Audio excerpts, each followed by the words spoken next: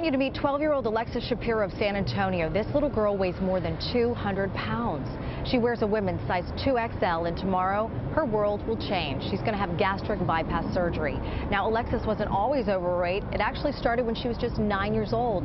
Doctors found a benign brain tumor. She had to have it surgically removed. That all went well, but it left her with a side effect that ravaged her metabolism. She's been gaining about 2 pounds a week ever since she had this, and she's constantly hungry. Tomorrow's surgery will happen at Cincinnati Children's Hospital. She's been in pre-op appointments all day long, and her doctor took a little time to tell us about what he's expecting. We really don't know exactly what to expect. We expect improvement, but how much complete resolution to expect really depends on a lot of individual factors. Okay, we are here with Dr. David Kim. He's a bariatric surgeon based in Colleyville. When you hear this story, 13 is extremely young. Is it safe for her to be going through this? I think we have to look at this on a case-by-case basis, Shelley.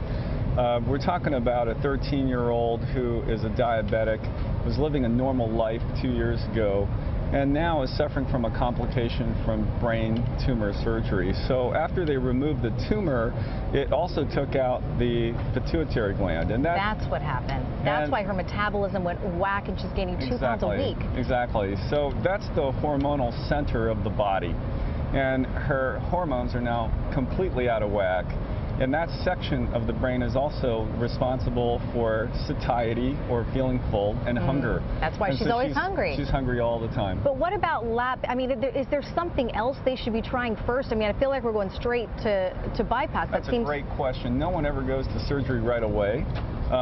They have tried, as all patients will, non-surgical means of trying to get someone to lose weight. But during the course of all of this, she has continued to gain weight, and now she's a diabetic. So we're talking about not just someone who is very large with this body mass index of 47, normal being 25, but she's also a diabetic. And so we're talking about poorly controlled diabetes, and in 20 years we could be looking at blindness, kidney failure, amputation. So it is a drastic step to look at gastric bypass surgery for a 12-year-old, but it might be a necessary step because of the consequences. You're talking 20 years down the line. I'm thinking, how does the body, I mean, you're growing so much. You're 12. The youngest you've ever done is an 18-year-old. So when she's 30, is she going to have another surgery because she's growing and she's got this?